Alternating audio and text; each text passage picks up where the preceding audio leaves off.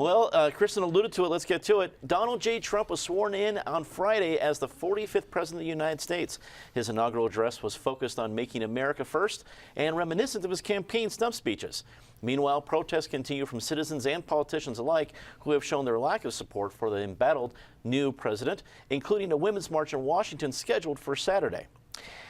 Patty, I am no presidential historian. However, I'm willing to bet at least a fair amount of money that this is the first inaugural address that included the term American carnage. Perhaps I'm wrong. Your thoughts? I believe it was the first. I was listening to it in the car, or I would have Googled that up. And also winning big. I think that was the only thing that was really reminiscent of him, Trump being unplugged. Trump, who I would say maybe is the blonde Jesus. It's amazing that he has risen. When you think about the fact that he is now the President of the United States, against all predictions that were made, not just here, but almost every single national punditry show. His speech it proved he could actually follow a written speech.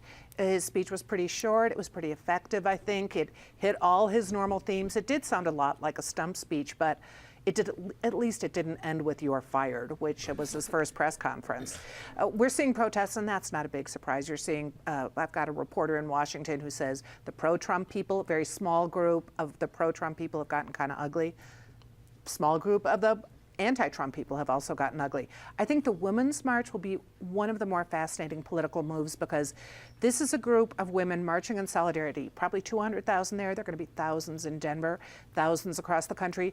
And all they're doing is supporting women and women's rights. And I think that's a message that we have to remember because women felt pretty embattled during some of the Trump's campaign speeches over the year. David, the speech at 16 minutes is short. He promised a brief speech. It seemed to me clearly for his supporters. This was not a unifying, shining city on the hill speech. This is maybe not spiking the football, but closer to that. What did you take away from what you heard? Well, I think it was classy of Senate Minority Leader Charles Schumer to show up and give a short speech. He attempted a symbolic filibuster, but cut it short. There were no doubt lots of Trump's most strongest supporters in the audience who were heartbroken when he didn't end his inaugural with a "lock her up" chant and having Mrs. Clinton led away in handcuffs. But it was actually quite classy of the Clintons to attend as well. I think back about the Reagan inaugural in 1980, which I attended for the protest. There was a protest at the Washington Monument that I participated in, and nobody had invited me to the inaugural itself, so that's what I went to instead. And protests are very much part of what America's about and American freedom. And that same spirit was the people today protesting peacefully at the Colorado State Capitol, and as Patty talked about, the women's marches that are going to be going on.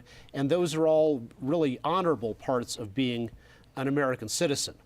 Unlike us anti-Reagan protesters back in 1981, last night and this morning, there's been a lot of entitled thugs who have gone around smashing windows, attacking people with pepper spray and mace and things like that, beating up old men. That's not protest. That's fascism. And I hope in this, as we go forward, that state and local and federal law enforcement authorities react more vigorously than they have in the past about suppressing these criminals who attack other people and claim that because they're progressives in their own deluded minds, that they have the authority to commit criminal violence against others. Separating the rioters from the protesters. Yes. Eric, it seems that one of the hallmarks of this early presidency is the unexpected. No one really knows what to expect from a President Trump. When you looked at the speech, did you feel that was expected? No, it wasn't expected. I tweeted at the time, this was Steve Bannon's speech, not Reince Priebus's speech. This was the populist Donald Trump and the populist. There's this internal tension, I think, within Trump and certainly within his troops as to what kind of a president he wants to be. At least on day one and hour one, he was Donald Trump, the populist feeding red meat to his base. There was very little Donald Trump trying to be the unifier, trying to be, as he says he wants to be, color me dubious, but the president for the entire country. I regarded it as a stunning day. I mean, we're taping this only an hour or two after it happened. It won't air, obviously, until this evening. We've known this day was coming since November 8th or early in the wee hours of November 9th when Trump broke that blue wall and pulled this off. But it's one thing to know it's coming. It is another thing to have the day here. It is stunning. He is such a strange populist. If you were to try to cast somebody in the populist role, you probably wouldn't pick somebody, you know, who was born, handed a real estate empire, grew the empire, looks like Donald Trump looks, travels like Donald Trump travels, lives like Donald Trump lives. But yet that is the role he is trying to play as the great American populist. We are going through a populist time in this world, not just in this country, but in this world. The good news is that populist moments tend to be rather short-lived. The bad news is they tend to be somewhat ugly. And we will have to see how much ugliness ensues here. We are living, you know, with the old Chinese curse, may you live in interesting times. We are living in interesting times and somewhat unprecedented times here.